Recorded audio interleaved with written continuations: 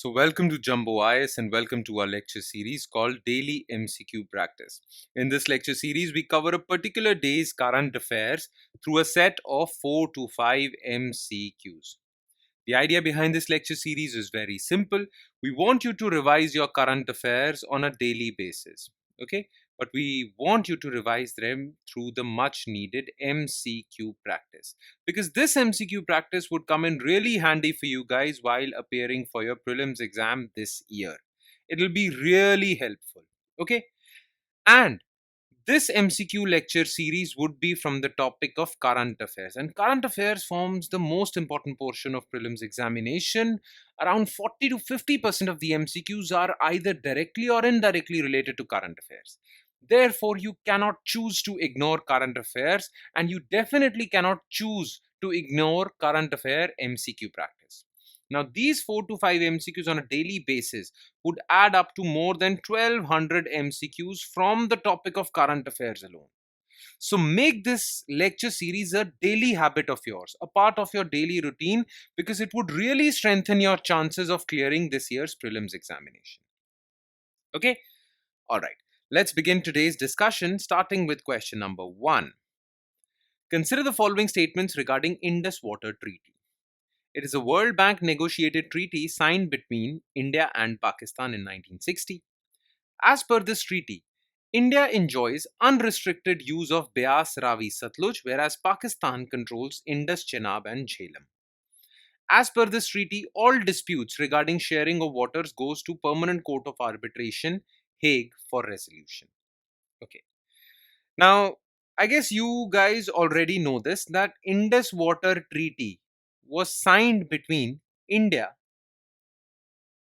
and Pakistan.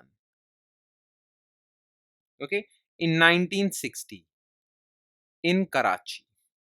Okay, it was signed between President Ayub Khan of Pakistan and Prime Minister Jawaharlal Nehru of India.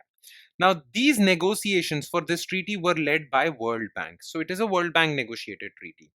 And this treaty was basically a water sharing arrangement between India and Pakistan with respect to Indus River and its 5 tributaries. Okay, Indus and its 5 tributaries, because all these rivers, all these 6 rivers come to Pakistan from India or through India. Therefore, Pakistan needed a water sharing agreement with India because Pakistan was scared that India might in future block the flow of waters to Pakistan, and these waters are the lifeline of Pakistan. Okay, now first statement is correct. Now, as per this treaty, Indus River and its 5 tributaries were divided into 2 parts. Okay, Eastern rivers, Western rivers. Eastern rivers include Ravi, Beas, Satluj. And western rivers included Jhelum, Chenab, and Indus. Okay. Now, India got full access of these eastern rivers. That means India can construct any dam on these rivers. India can block the flow of water on these rivers. Okay, construct dam and whatnot. Whereas the western rivers are concerned, as far as western rivers are concerned, Pakistan has full control over western rivers. India cannot construct a dam on these rivers, that kind of dam which stores water, blocks the flow of river and stores water. Okay. So as per this treaty, India enjoys unrestricted use of Beas, Ravi, Satluj, whereas Pakistan controls Indus, Chenab, Jhelum. Absolutely correct. Now, in case there is a dispute, okay, this treaty also talks about how to resolve this dispute. Okay, and this treaty has basically given 3 levels. If the dispute between India and Pakistan is at level 1, then the dispute would be solved by Indus Water Commissioners. Indus Water Commissioners appointed by India, Indus Water Commissioners appointed by Pakistan. Both these commissioners would meet and try to resolve this issue bilaterally. Then, if this doesn't work, then level 2 is World Bank will World Bank, just a second. Okay, just a second. Yeah. World Bank will appoint a neutral expert, and that neutral expert will give his decision after examining the cases. If the dispute is not getting resolved even at level 2 and it goes at a higher level, then level 3 is that the dispute would go to Permanent Court of Arbitration, which is in Hague. Okay, Netherlands, Hague, Netherlands. Okay, so as per this treaty, all disputes regarding first is correct, second is correct. As per this treaty, all disputes no. Only level 3 disputes go to Permanent Court of Arbitration. Only 2 are correct. B. Question 2. Consider the following statements regarding initial public offer. It is a process through which a privately listed company becomes public listed. Only retail investors are allowed to bid for IPOs, and qualified institutional investors buy shares from these retail investors in secondary market. Retail investors investing above 2 lakh are classified as high net worth individuals. Okay. So look, if there is a private company and wants that its shares could be traded on the stock market, then it has to come out with an IPO. It is through this IPO that a normal company becomes a public listed company. That means listed on public stock exchanges like Bombay Stock Exchange, National Stock Exchange. So this is correct. Now, anyone can buy shares in this IPO. IPO is basically these companies are coming out with their shares. So let's suppose a company called ABC has released 10,000 share IPO. That means it is releasing 10,000 of its shares in the market. Now, anyone can buy these shares, not only retail investors. Retail investors are individuals like you and me. In fact, big fund houses like mutual funds, pension funds, foreign investors, these are called qualified institutional investors. They can also bid for this IPO. So this statement is false.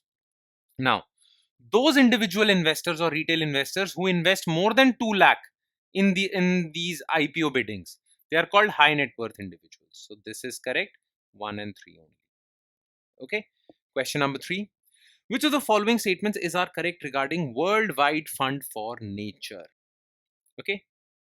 It is an intergovernmental organization established in 1961 with its headquarters in Gland, Switzerland. It is the world's largest conservation organization. Its main aim is wilderness preservation and minimization of human-animal conflict. Okay.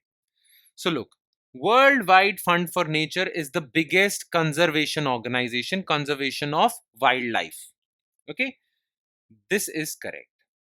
It was established in 1961 and it has its headquarters in Gland, Switzerland. This is also correct.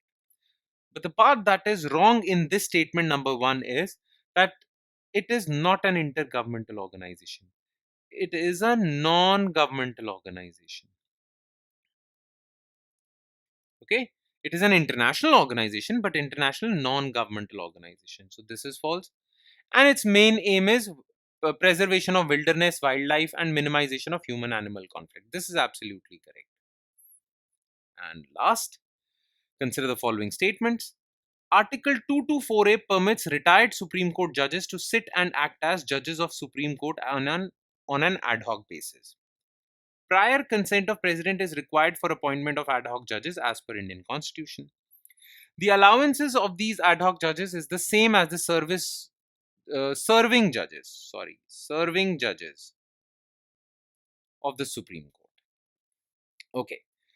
Now, look, the thing is that for both Supreme Court and High Courts, our Constitution provides a facility for both of these courts. Okay.